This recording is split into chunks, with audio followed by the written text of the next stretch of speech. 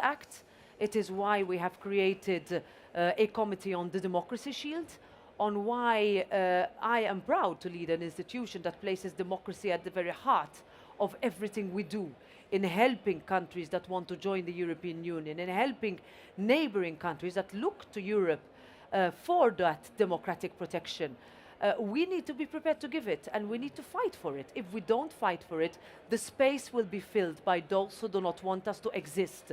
And the caution, I mean, that we need to operate with is very high, especially with elections, especially in how democracy is conducted, especially when we see that democracy is really threatened, also on our continent. I'm optimistic we can combat it, I'm optimistic we can counter it, but we need to be very vocal in doing so. Great. Roberta, Madam President, I think it's Thank good you. conclusion. So we know that you have to continue to struggle, the fight, also here in the EPP Congress, we will. to spread the word. And you So too, huh? I need your help to do that. yes, absolutely. No It'll be pressure. a pleasure to offer that help. So They didn't like what we did. yeah, exactly. It's for my conclusions. So thank you so much, Thank you, Tommy. Madam President, and we Thank stay you. in tune. Thank you so Thank much. you. Thank you, Thank guys. you very much, Tommy. Thank you very much, President Metsola and our Maltese member foundation, Azad. Ladies and gentlemen, please join us for a short break, and we will see each other again at 4:15 for our 5th panel of the day. Thank you.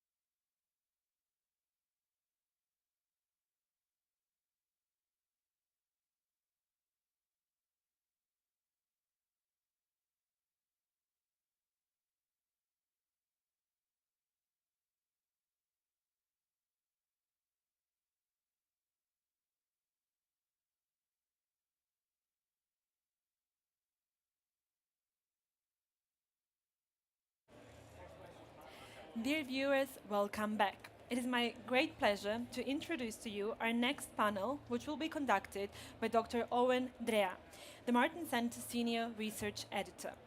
The panel is titled Financing Freedom: Can a Savings and Investment Union Unlock Europe's Wealth? This panel will be brought to you by our member foundation, Hans Seidel Stiftung and IDL. Over to you, Owen. Thank you, Sandra, and welcome everybody today, and welcome to beautiful Valencia for the Yes. EPP Congress. I'm delighted to welcome our old friend as speaker today, Markus Ferber, MEP, CSU from the German delegation, EPP, Vice Chair of the Subcommittee on Taxation, I think, and a member of the Econ Committee in the European Parliament. We're also delighted to be joined by Mr. Nuncio. He is from a member of the Portuguese Parliament, and he is former Secretary of State for Fiscal Affairs in Portugal, if I'm not mistaken, during the bailout years. Exactly, the So- adjustment program. Yes, so as an Irish person, I can. Tough times. Yes, very tough God, times. and I'm squeezed here by you. Oh my goodness. So today we've just got about 25-30 minutes. We're going to Okay. talk about Savings and Investment Union as we know it in Brussels, Capital Markets Union. It's been on the agenda, dare I say, for a very long time, well over a decade. But what I would say is that probably the war in Ukraine and specifically the Trump presidency has kind of re-emphasized or reinvigorated the need for this in the future, and perhaps it has kind of put in kind of perspective or context the lack of progress that we've had over the last 10 years. So MEP Ferber, maybe if I could start with you, just by asking, why in your opinion do you think, savings and investment union, we hear a lot about it, but why actually is it so important for both for Germany and for Europe? Yeah, thank you very much. First of all, as you mentioned already, these things happening for 100 days now in United States. I think we should concentrate what we have to do on European side, whatever happens on the other side of the Atlantic, and therefore SIU, Saving and Investment Union, is one of the key elements, as especially the member state I know best, is very good in savings, Yeah. but we have huge lack on investments. That's right. And the main issue is how to bring these savings to become investments. Yeah. And I think that is the key element, and that means that we are not taking the money from the saving accounts and people get rid of their money. No. But how can we encourage them to not to save the money for almost no interest rates Yeah. and to investment for higher returns, especially when they are doing the savings for the private pension scheme. And I think the only tool we have at the moment are life insurances, which I think is not the most proper approach to achieve that. I'm not against life insurances, yeah. it's one part, but it shouldn't be the one and only part where money is invested. And therefore I think we should invent some instruments and tools on European level, how we can make it more attractive to put the money not on a savings account but on an investment account. And therefore we have some good examples around Europe. I remember what the Swedish are doing. Yeah. It fits, of course, for the Swedish, Yeah. but we know as well in the Netherlands with the pension funds for the second pillar mainly. Yeah.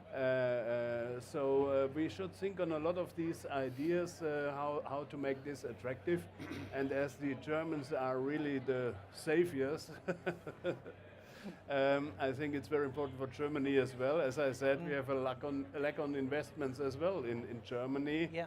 Also the new government, which hopefully will come into power next week, and Friedrich Merz will join us in 1.5 hours here at the Congress.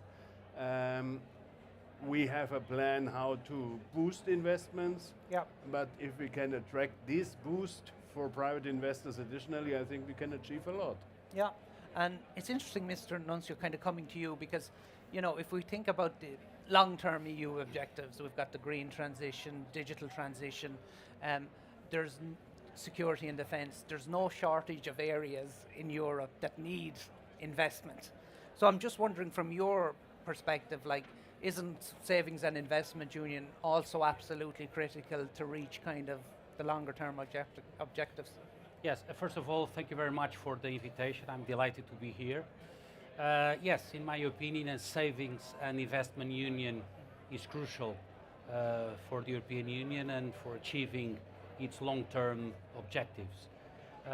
Mario Draghi said in his recent report that low investment savings is mostly caused by a capital markets fragmentation in Europe. Yeah. And Yep.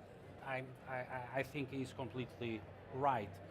One of the objectives, as Marcus said before, one of the objectives of savings and investment union in Europe is exactly to tap the enormous amounts of savings currently staying at bank deposits, which provide very low return. If the European households would follow the same pattern of investment as the US households, pouring their savings in financial assets, it is estimated at around 8 trillion euros would become available to market investment, which is quite impressive. In addition to that, it is also important to say that the flow of European savings into US financial assets, it is estimated that is around something like 350 million euros per year, which is also quite impressive. So trying to answering directly to your question, Yep. I would say that both green transition and defense require a considerable amount of investments in the future. And I think we must be able to provide European households solutions to invest their savings in financial assets in Europe, and at the same time empowering our businesses and broadening their access to finance and capital here in Europe. Yeah, because I think it's interesting. I have to say, it really, this is a personal view, but it really annoys me when, politicians present the argument as if we spend more on defense, for example, we will have to cut, social security benefits. But like, given the amount of savings, like American economists are regularly shocked when I tell them that the overall savings rate in the EU is, well over 10%. Yeah. And that in countries like Italy, it's like 17 or 18%. I know. In the US, it's like 4.5%. Exactly. So I always say, shortage of money is not the problem. We're Yeah. a very rich continent, every single EU member state in a global context. But it's just about how that money is allocated, and I guess our risk Flow to preferences. investment, yeah, exactly. And as I always say to the Americans when they say you need to understand about leverage and you need to understand about investment, I always say, but yeah, you come and have Europe's 20th century history, and maybe then your risk preference will be slightly different. Exactly. But that's a different comment. But MEP Ferber, coming back to you. So I'm just trying to think now, you're a member of the Econ Committee, I'm just trying to think at a European level, what can we actually do, or what should the priorities be to kind of stimulate this kind of change? I think number one is that we have to change the approach. We have for the moment a piece of legislation in front of us, the retail investment strategy. And going through it in the details, I have the feeling that it is more foreseen to protect the investor for himself. Right, okay. And the private households. Yeah. And I think that is the wrong approach, because if we really want to achieve that private households become investors, we have to go another way around.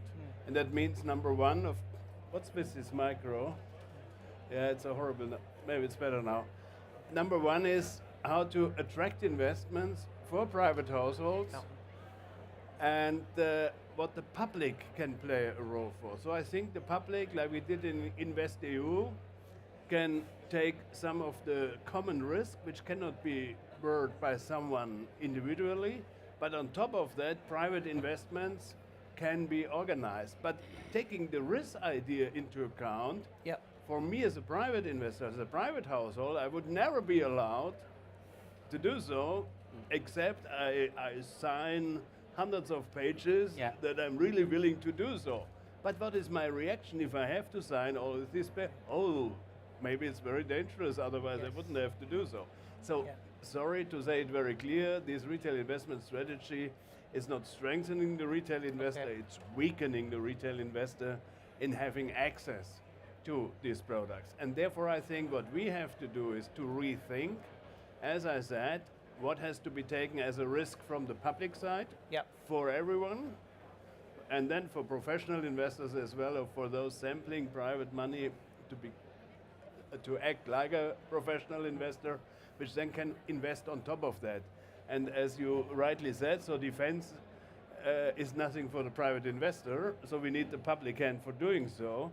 But if then the investments in infrastructure, digitalization can done via these areas, we are on the right track. And that's why I appreciate Beyond Risks, where we read in the SIU strategy, if that is going to fail and going in the wrong direction, it will be withdrawn. We even have to think on this famous pan-European pension product, which is such a safe thing that no one is investing in it. We have to think on securitizations, That's which is really, it's not the solution of everything, but it could close a gap we have. There's a lot of problems of blanco parts in the balance sheets of the banks, bank balance sheets, and to bring that to the financial markets, that banks can then again be attracted to invest more, and beyond that, private investors could jump in as well. So I think we have to rethink this cooperation between the different actors in the financial markets, that they create this attractiveness for private investors. Because at the end of the day, the average saver in Europe saves around about 50 euros a month. Yeah. That's Yeah. the figure. So Yeah. he will never be able to invest in a highway or in a digital line or something like that. So you have to sample that. Yes. You need someone who is delivering that services. Yeah. And I think that is what we have to think on. And the last thing, and that is what Draghi wrote in his report, very clear as well, we have to overcome these national borderlines. I know for an Irish it's difficult to understand if you're surrounded by the sea, but coming from Germany, where we have 9 neighbor countries, Yeah. we know what it means. You have only one, but a very important one, with you as an important member as well. But we have a lot of borders, and IMF this year gave 2 figures which I think are really shocking. The non-tariff barriers we have on the trade of goods is like a tariff of 40%, and in the services, 110% tariffs. So it's like US, China. And there's a huge potential even to attract more investments. Yeah. And I think that are the things we have to think on as parliamentarians, but I hope, you know, you are in elections, and we are very hopefully that Montenegro We are going will to win again. win again, yeah, and I really cross my fingers for that. That we get from the council the support as well to overcome these borders, and then I think we can really make an attractive scaling up market where private investments can create benefits which on the saving account you never ever would be able to achieve. Yeah, it's true. And Mr. Nuncio, I'm just thinking that, like, probably now we're facing like it's the period with the most kind of economic uncertainty probably since the great financial crisis. And I know that you were state secretary during that period. So I'm just wondering, like, looking back on your experience in that period, are there any kind of lessons from that period in Portuguese history to what Europe faces today? Yes, I agree that we are facing a period of great uncertainty, mostly motivated by geopolitical emergency as Russia invaded Ukraine, but also caused by new policies adopted by the new American administration. And I think that's also an important point. The financial crisis in Portugal taught us a great deal, and I think there are some lessons, surely, also for the European Union. Back in 2010, we are facing a deep international recession, as you remember, and Portugal was exposed to a huge twin deficit. So back in 2010, we reached a fiscal deficit of 11.4% of GDP, and we also had a current account deficit of 9.8% of GDP. Oh, okay. And in that moment, the government decided to increase public spending, which turned the situation even worse. Yeah.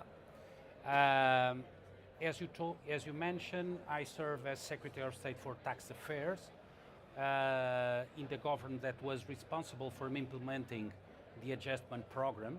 Yeah. And at that time, we have to make some tough decisions to save the country, namely to reduce salaries, to cut pensions, and to increase taxes. But having said that, I think Portugal has learned the lesson from the financial crisis of 2010, and we correct our path, and now we are in a much more solid situation than before 2010. Yeah. Let me just stress that in 2024 we achieved our second fiscal surplus in a row, 0.7%, which was quite impressive for a country like Portugal. We also achieved a current account surplus, and we are able to reduce our public debt, which is now below 95% of GDP, which is also quite impressive. Absolutely. Yeah. If you look at what we had in 2010. So with the challenge facing, which Europe is facing, for instance, more demands on the defense spending, Yeah. I think we must be very careful and we should not forget the importance of fiscal and current accounts balances, both at the EU level and member states level, Yeah, and in order to avoid new financial crises in the future. absolutely. And I think it's funny because I think this is a very German approach, but also a You Portuguese perform better than Germany after but 3 years yeah. socialist government. but also a Portuguese approach Yeah. from someone who has been part of a government that has to Exactly. implement a very tough adjustment program. And usually on panels like this, we talk about all the problems that the Eurozone has. We should do this, we should do that. But actually the performance of Greece and Portugal in particular over the last decade has been a huge success. Yeah, we learn our lesson. Yes, exactly. Let's just see if that lesson is learned by the rest of the Yeah, EU. but it shows that it's possible. Yes, Yeah, exactly. that's right. That's It right. shows it is possible, Yeah. and it's not austerity as I always No. hear. That's No. right. And you did it because you've been forced to, and some member states should do it without being forced, Yeah. Yes. like mine. Yeah. Or Voluntarily. or Yeah. even probably in a much more precarious situation that I guess nobody wants to talk about is France at the moment Yeah, that's with right. a That 6 is or the 7%. main problem at the moment. Definitely. Yeah. Yeah. But But it's the problem elephant right in the now. room. Yes, exactly. But before we finish, I just want to ask you one more question each. MEP Ferber, you mentioned the new government in Berlin. It's CDU, Christian Democrat Chancellor in Mr. Merz. Not a Bavarian, but the next best thing. So the question is, can this new government really, I suppose, get things going again in Germany? It has to. It has to. To be very yeah. clear, it has to, Yeah. because what we saw now, 3 years of this famous, we call them traffic light coalition, Yeah. red for the socialists, yellow for the liberals, and green for the Yeah. Greens. This traffic light coalition created something we never had in history since World War II, 3 years with no growth. We never had such a development, and that shows the lack of economical wisdom, understanding, you name Yeah. it, we saw in the last 3 years. So we have to do something. And for me, it's very important, as I know Friedrich Merz for more than 30 years now. Okay. He started like me as a young boy in the European Parliament. I'm still in the Parliament. He made career somewhere else and now becoming Chancellor. But he's really a committed European. Yes. Yeah. And even that Macron, who never had a good relation with Olaf Scholz, he had with Angela Merkel, but not with Olaf Scholz, is suffering and has announced that the day after he is sworn in, he will organize a meeting with summit, him. yeah. A French-German summit to show, yes, we have to deliver on European level as well. And as I said, the scaling up, this leverage, can only be organized if we really create in some areas a single market, and therefore the Draghi report, coming back what you said very clearly, and I fully underwrite that, has described that we are able to deliver that. And especially in a world we have these huge challenges around us, a strong, committed Europe with a strong single market is the only answer. I was in the last week in China and I saw, of course, what a market with 1.4 billion people can create. And we are not able to create something similar with 440 million people. And therefore, I see a huge potential. That's why I said concentrate on that, what we can do by ourselves. No one can intervene, no one can disturb us. And I think, therefore, Germany has to play a crucial role, and we are willing to do so in our interest, for our market. But if I visit the member states, our neighbors, a few weeks ago I was in Czech Republic, met the Minister for Economic Affairs, and you start this small talk, oh, how are you doing? And he said, Mr. Ferber, if you are the third year in a recession, we are already dead economically because of all these interdependencies. Of course. So please go out of the hospital, become healthy again, because that is the only chance for us to recover. And therefore, I think it's very clear what we have to do. Yeah. And I'm very positive that Friedrich Merz will deliver that. We will play our role as the CSU, the small sister party, where we have the responsibilities, but I think together we can achieve a lot. And I hope that other states, the re-elected government in Portugal, hopefully the PP in power in Spain soonly, and others, of course, Ireland, with my good friend Pascal as finance minister. Yeah, but there are a lot of these committed people, and I think now it's the time to deliver. We have Commission majority, we have the member states, we have Council majority. Council, very important, in the Parliament. Now there's really a chance to do that, and if we can push that, I'm very optimistic for the future. And therefore I think, coming back to your question, it's not only for Germany, it's for all of us. Yeah. And as I said, if Germany is recovering, all our neighbors are recovering automatically. And that even till Portugal. Of course. Of course. So I'm just thinking, Mr. Nuncio, if you were, in Brussels and you were, asked what is the, what do the Portuguese think should be the priorities at a European level to try and, build growth, build capitals, markets union to try and get the economy growing again? I think there are two main priorities. The first one is to boost retail investor participation. Yeah. The other one is to facilitate cross-border investment across Europe. Yeah. For the first case, I think we may take a two-way approach. First, improving financial literacy across Europe. That is very, very important. Yeah.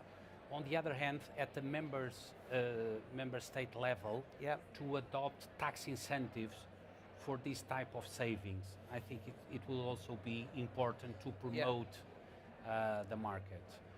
On the other hand, the harmonization of capital markets and tax law, it's require, in my opinion, with the tax harmonized, some barriers come down, and that is good for business, that is good for the markets. At the EU capital markets level, I think we should continue to work in further integration of the markets to facilitate SMEs access to finance and capital and to improve securitization across Europe. That is also very important. And at the member states level, as I said, I think it will be important to promote tax incentives in order to allow European households to invest their savings in financial assets here in Europe. It's interesting you mentioned about tax incentives, because whenever I'm in Brussels and I meet asset managers or the people who actually manage the money, they say if you want to kickstart these kind of schemes in whatever country, And you Ireland is a good example. yes, and I think certain member states use tax incentives for Pillar 2, maybe Pillar 3 Yeah. pension savings, very important. But I think they can also be used for savings and investment right. accounts generally Absolutely. to try and get things going, because often we find, and this was a big priority of former Commissioner McGuinness, these products can be poorly understood Exactly. by individual investors, and there's sometimes kind of a feeling that you're trying to take all my money, or you're going to lose all my money and my savings, which of course is not the case. So actually the state involvement, just like with export credit banks or whatever, can help That's to right. mitigate some of that risk. Yeah. But I think we are coming up to out of time. I just want to thank both our speakers. Thank you very much. It was a very great much. discussion. Thank you for watching, and Sandra, I will hand it back to you. Thank you, Thank you. Marco. Thank you very much, Owen, for this great debate. Ladies and gentlemen, please join us now for a little bit longer break as we continue with our last panel debate at 6 o'clock. Thank you very much, and see you at 6.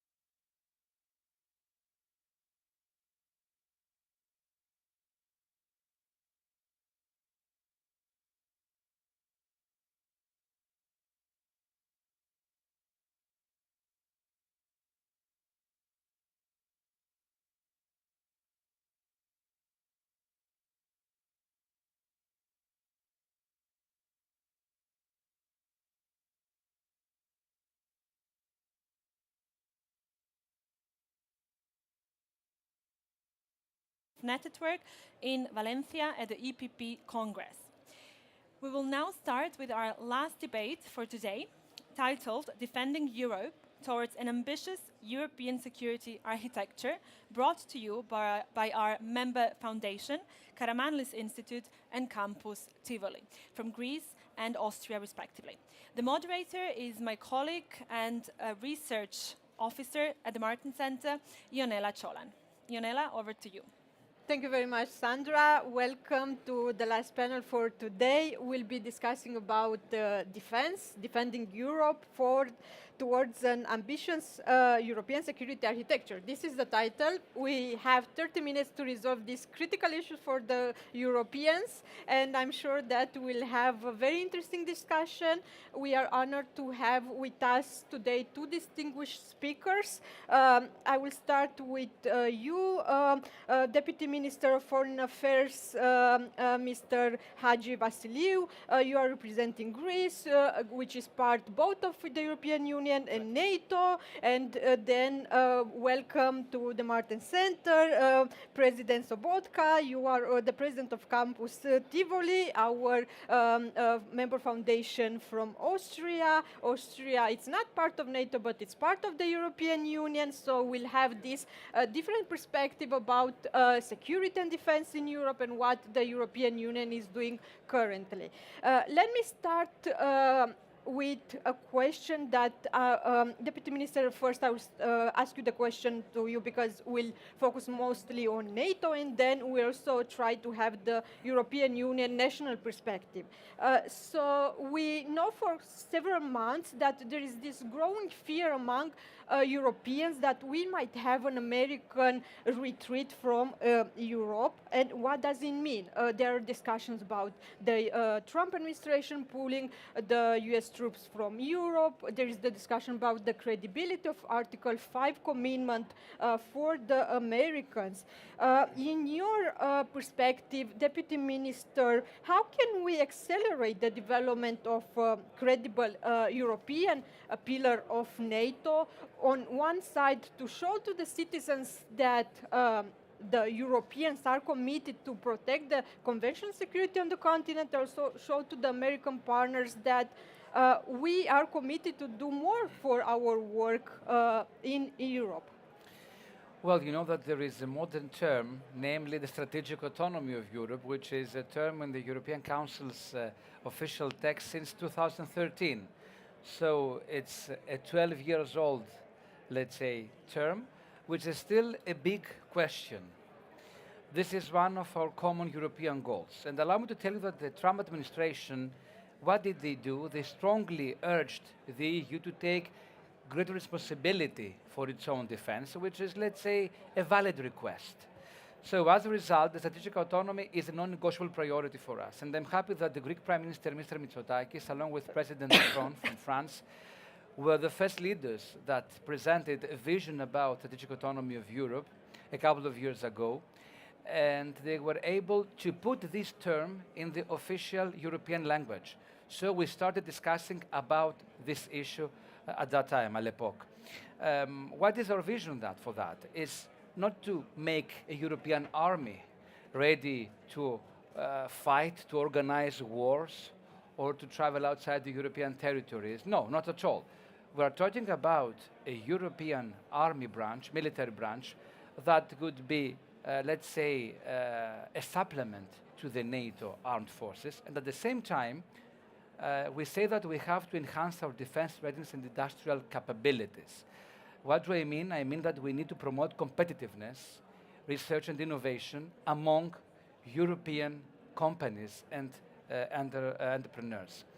How would we be able to do that? Through joint synergies. This is the road in order to achieve the goal of strategic autonomy. At an early stage, we remember that Prime Minister Mitsotakis, along with the Polish Prime Minister Donald Tusk, presented their idea about the European air defense shield, which would be the cornerstone for a more secure Europe. This is our main goal. So to cut a long story short, I think that we have a good paper now, which is a white paper on defense readiness 2013, which describes a framework on which we could discuss and work for the future. And our position is that it's high time to boost our strategic autonomy by strengthening our defense capabilities and, of course, by fostering cooperation between like-minded countries and partners. Towards this direction, you know that we have Rearm Europe. This is why the Greek government welcomed this idea and this plan. And we truly believe that we need to run. It's high time to accelerate our movements towards this common European goal. And if we want to succeed, we have to accept that this is a common European target and not just a national one. Yeah, thank you very much. This is very important that you mentioned the rearm plan and what we should do at the European level. President Sobotka, I would move to you and ask from Austria's perspective as a country who is neutral, but also it's part of the European Union. What's Austria's perspective on all these initiatives in developing the European security and defense policy, on all these initiatives like the white paper, the readiness 2030, or rearm Europe, how we want to call them? We are a neutral country, but we are not neutral in our political and ideological meaning, and therefore we can support and underline what you said and mentioned. We are totally on the basis of the European Union defense policy, common defense policy. We have, when you look at the conflict in Ukraine, we had a substantial and really we underline the position of the European Union and constructive abstention we vote. It is not possible in our treaty, in our constitution. That's a problem, and we have to change it. But I think we are partner in the NATO for the peacekeeping. We are a partner of the European defense branch. But we have to see, I think it's now when the world should turn upside down.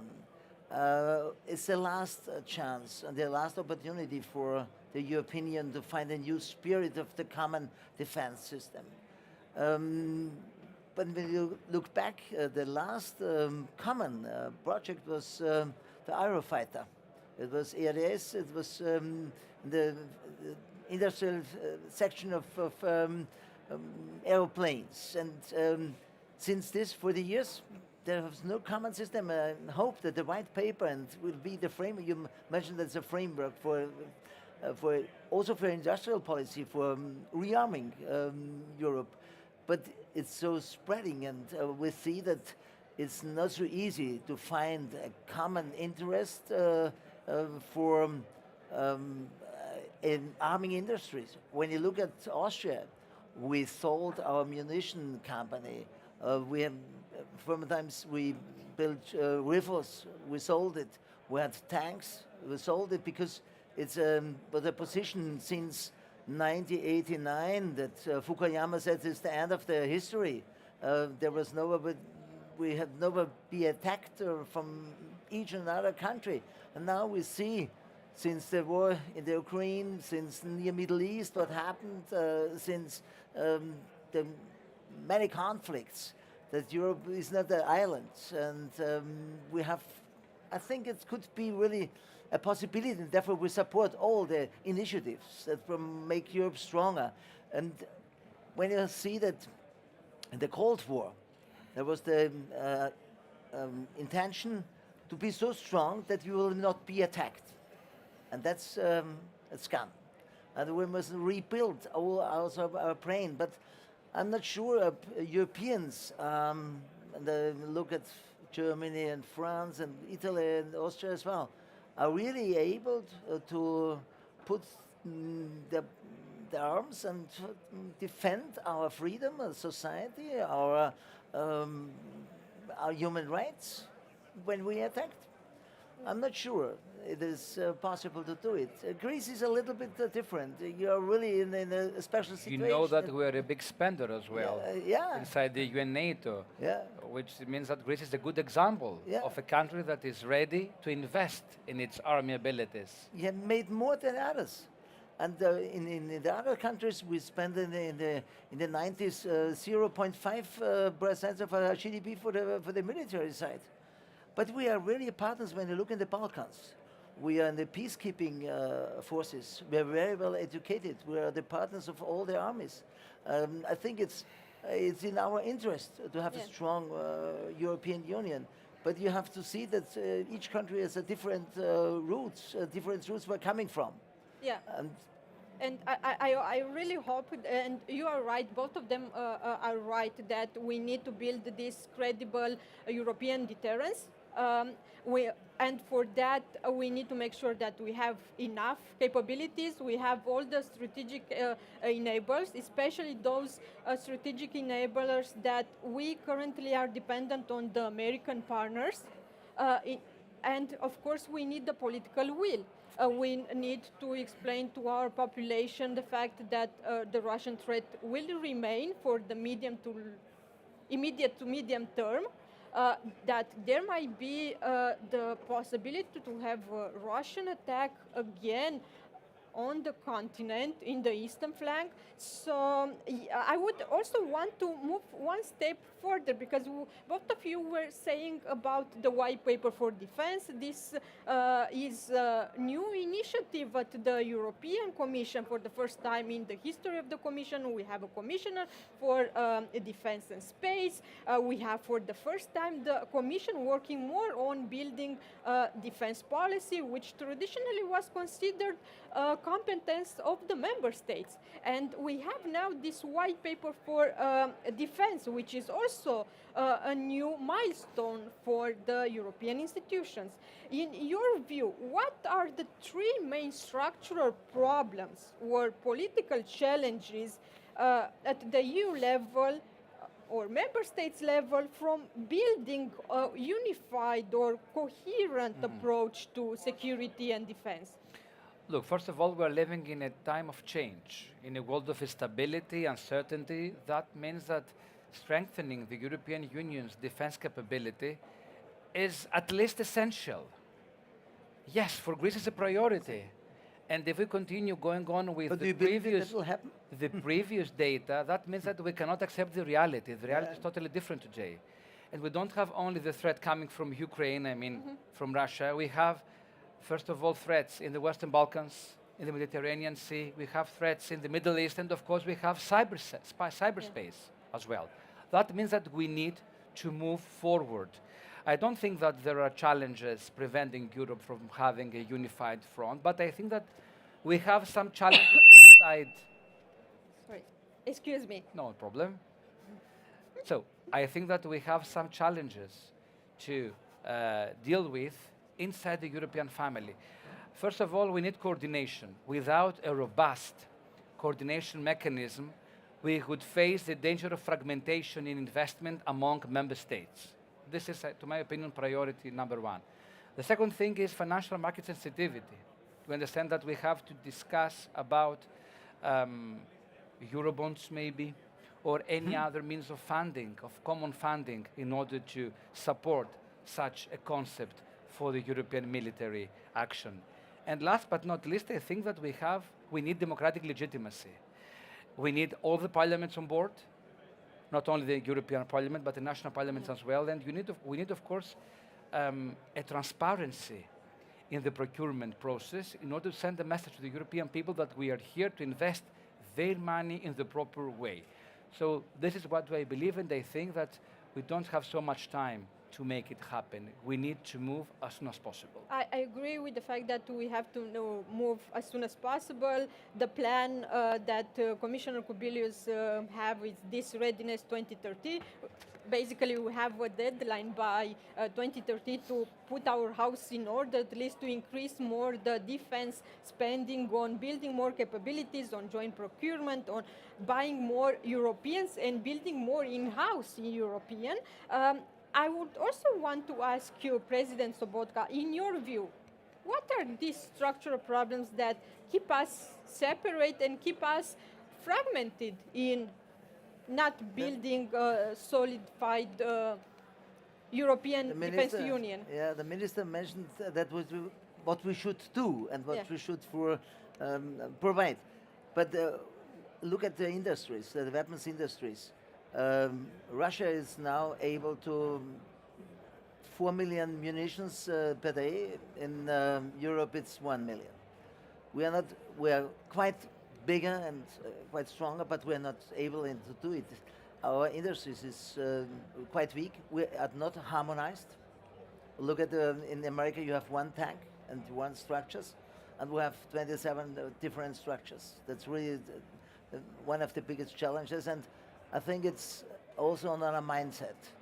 I mentioned it in the first question. I think it's the deterrence of the Cold War. And when we see all the development, I don't believe that people are really able, and you say we should do it, but we have the framework, we have the idea, but we have not, and you mentioned that we have the legitimization of the parliaments. But I think it's too less. We should have really the engagement of the peoples. It should be bottom up, that there's an interest. I think, especially in Austria, in my perspective, people are not aware that what it means really the danger, what means the threat. We had a lot of threats in the cyber field. We had a lot of threats when you look about the drone that comes to Croatia.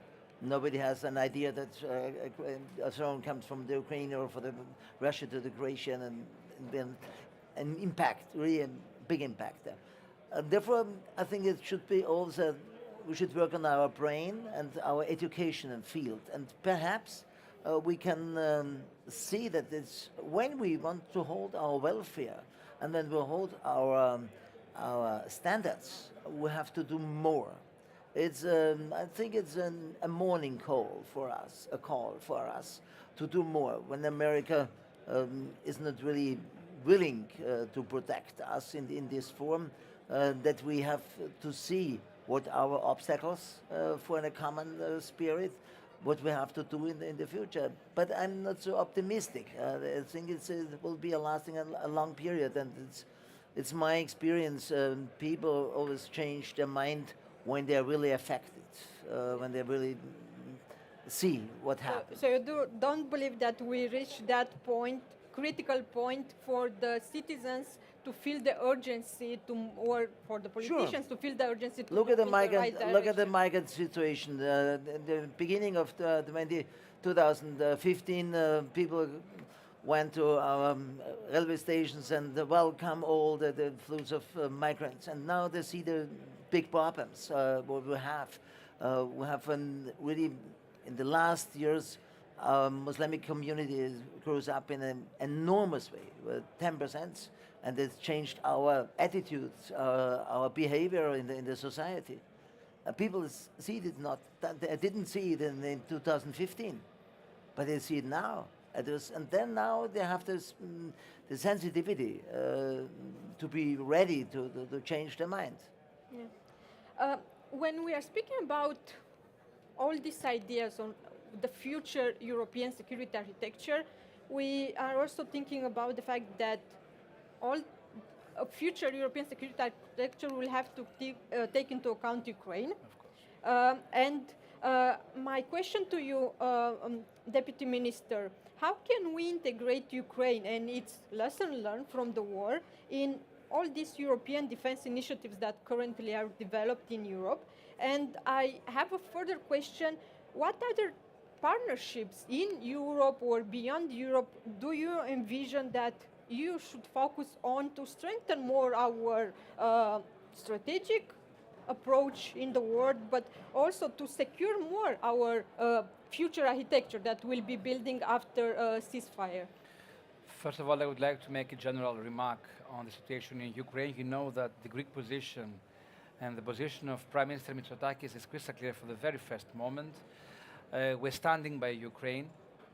You know that we always support any sovereign state that receives a foreign invasion from a third country, and this is what is happening in Ukraine the last years. And of course, we truly believe that we need an immediate, just, fair, and lasting peace for the sake of the Ukrainian people, always connected with international law. This is our key priority. And I'm happy that for the first time in those 3 years, we're witnessing some positive, let's say, efforts aiming to give an end to the suffering of the Ukrainian people. but I have a message to send on behalf of the Greek government that there can be no peace for Ukraine without Ukraine. The Ukrainians should be a part of the negotiation process at all levels and in any stage. And a strong and safe Ukraine is essential for guaranteeing its freedom. So this is our position, and I'm proud of underlining this. You discussed about Ukraine's integration in the European defense industry. Yes, I think that it will enhance its security situation in both short and medium, let's say, term, even long term. It's too early to say that, but I think that we could discuss also a long-term process. You know that there are some important discussions that bring Ukraine closer to the European defense system. You know, for example, the EDIP, or the Security and Action for Europe plan. So in both projects, Ukraine is being given a consideration, a significant consideration, which is really important to both sides, I mean, Ukraine and the European Union. And when we discuss about Europe's security architecture, we have to admit that it's high time to redefine it. If we do not move towards that direction, that means, I will repeat it again, that we do not accept the new reality that exists across Europe. So, what do we believe? That Europe will inevitably seek for partnerships, but with whom? Only with like-minded partners and countries fully aligned with the common foreign security policy. This is a condition sine qua non if we want to discuss about a partnership among European and non-European states when we discuss about European defense. And I'm happy that Ukraine probably belongs to the first category. Ukraine is a candidate state. Ukraine is a member of the greater European family. So there is no question when we discuss about Ukraine. But I have to say that at the same time, we have to keep NATO on board. It's an important security component for both the European Union and, of course, Ukraine, as the majority of the EU states are also members of the North Atlantic Treaty Organization. And I truly believe that the transatlantic bond will continue to play a pivotal role, even in the new architecture of security for the European continent. We are proud members of NATO, of course, at the same time, proud members of the European Union. So we need to make the right combination and to move forward towards the future. Allow me to remind you of something else, that when we discuss about security in Ukraine, we have to discuss about EU enlargement.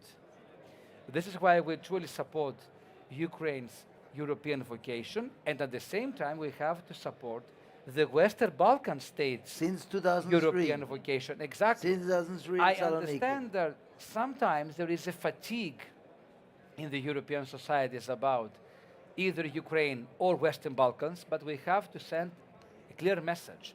We really support EU's enlargement, both towards Ukraine and towards the Western Balkans. Otherwise, we will face a big danger. We cannot afford losing another generation in the Western Balkan societies.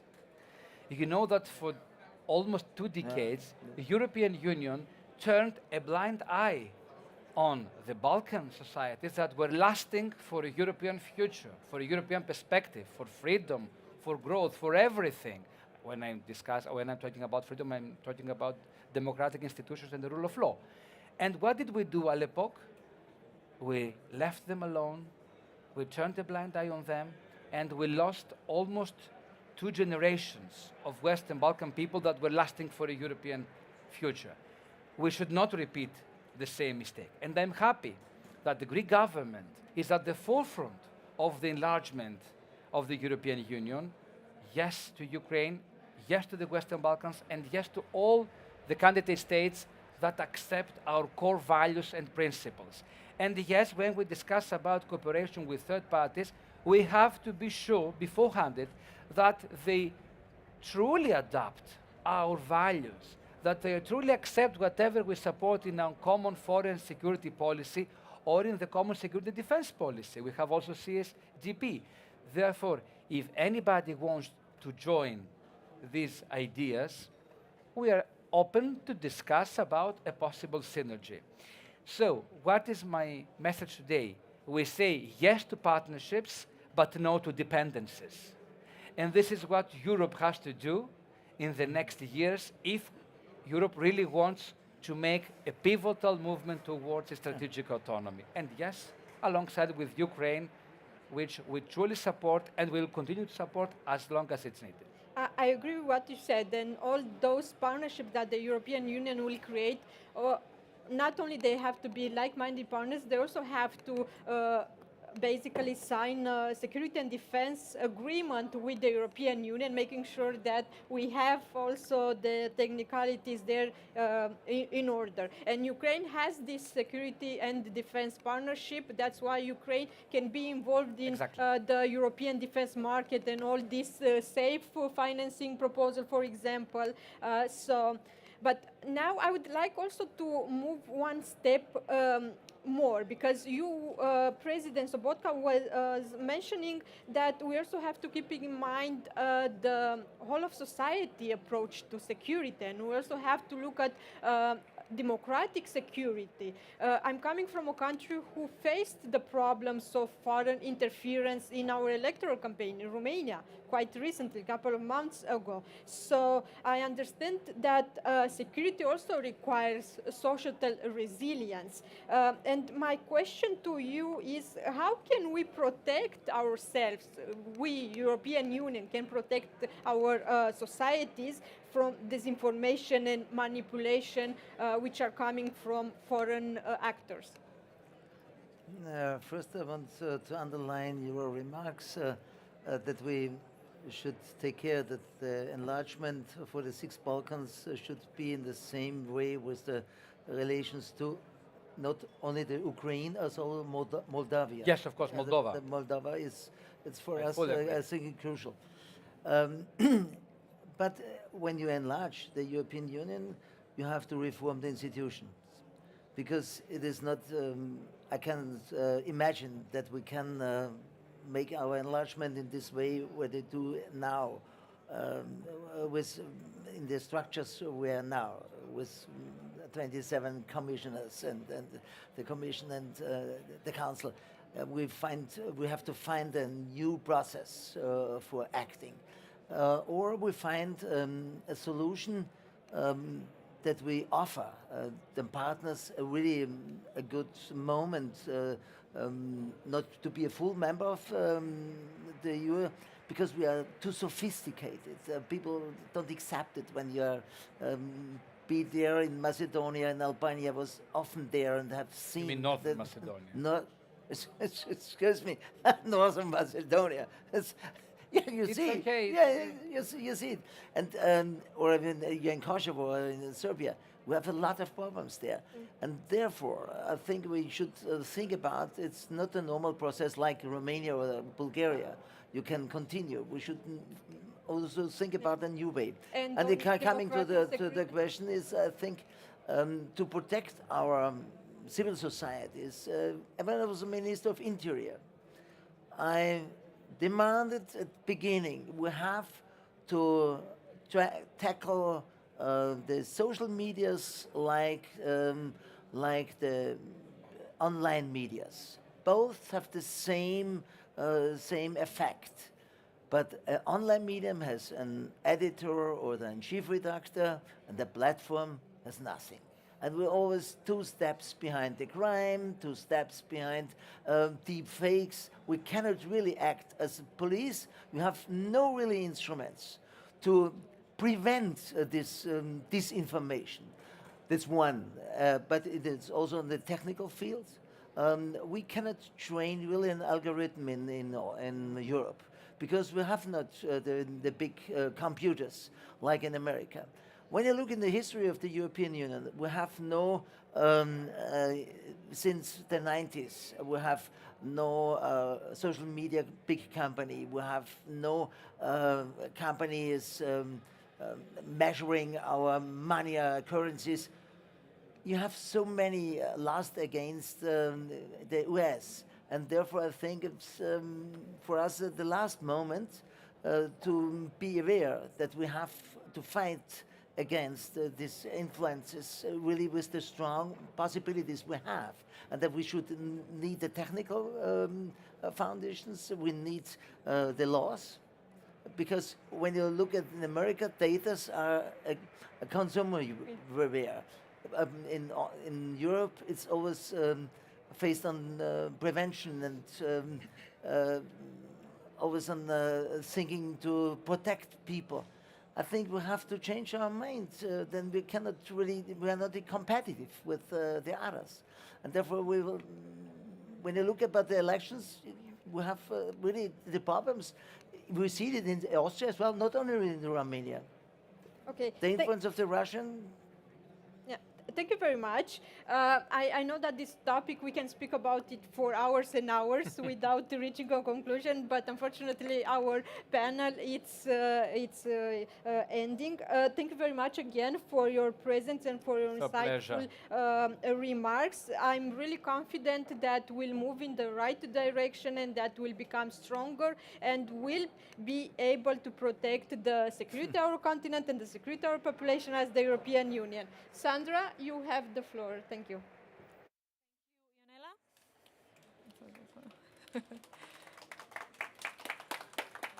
Thank you very much to the Karamanlis Institute and Campus Tivoli for bringing the two distinguished guests and making this debate possible. So, dear audience, it is a wrap for today. Thank you very much for joining us, and we are looking forward to welcoming you tomorrow at 9 o'clock with 4 more debates. Demography, security, enlargement, and Christian democracy are the topics. Thank you once again, and see you tomorrow here from the Martin Center, 10th edition of Net at Work. Goodbye.